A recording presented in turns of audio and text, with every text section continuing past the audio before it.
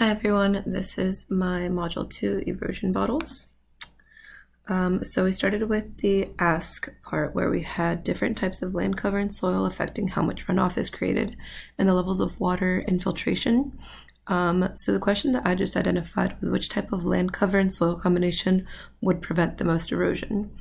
So as posted in the module, I went through and tried to see how different types of land cover were affecting it, and I kind of just played with it. I tried to keep the type of precipitation the same just to see how it would change throughout the land covers. And then as I went through a few of them, I would go and look at the different soil cover to see if it really affected it much. And as I found, it was that the high infiltration, or A, soil, was the one that had the soil absorbing more of the water.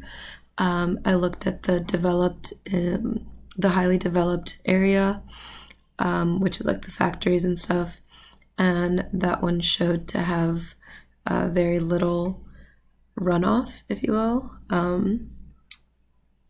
And let me see if I can go back for a second just to kind of show this one. I'm sorry, it had a higher runoff because it didn't have the plants and stuff to absorb the water, so there was more runoff happening in this kind of area, which would be more like the city.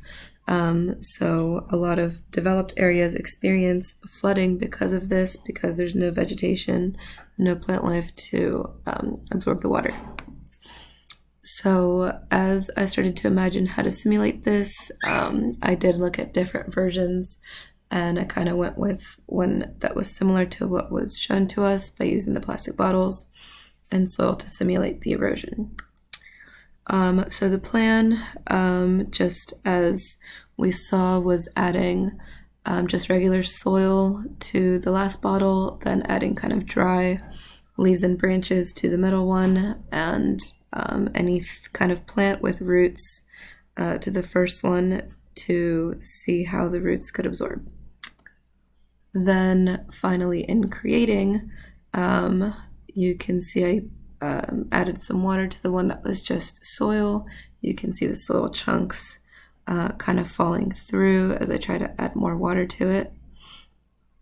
And I wasn't sure whether to start from the back or from the front, but I was just kind of adding more and more water to see how much the soil just easily fell through. So I'm going to fast forward a little to the next bottle. Okay, so then in the next bottle you see some dry leaves and branches and just different types of mulch. This one is absorbing more, but I think if I had packed it in a little more, the big chunks of soil wouldn't have fallen through so much. So there is still some falling through, but it's a little clearer than before. So then what I found with this one, because I had grabbed some grass from the backyard, it was already a little wet since we had a rainy week. And so between the soil and wet mud or clay, it was actually coming out kind of murky. But overall, if it hadn't been for that wet soil or wet clay, I think the water would have come out much clearer. It was taking a little bit longer for the water to get to the cup. But I also think that's because of the roots that were in there.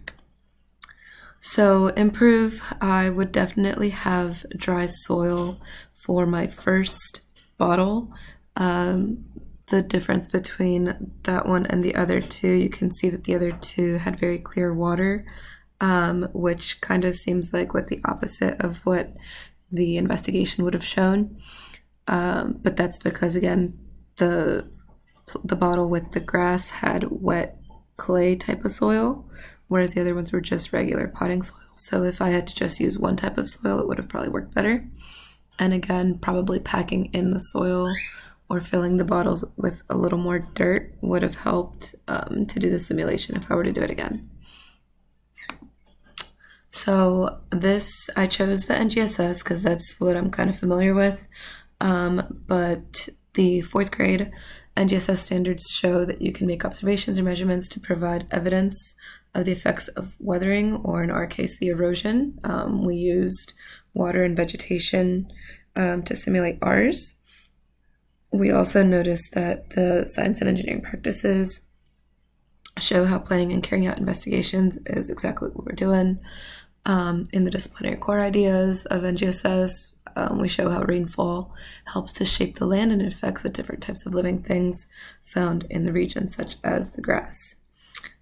So I think it really ties in with the NGSS standards.